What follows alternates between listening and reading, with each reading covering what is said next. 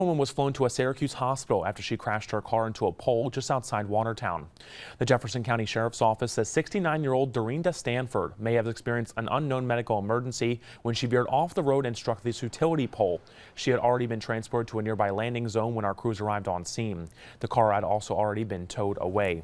Her injuries are unknown at this time.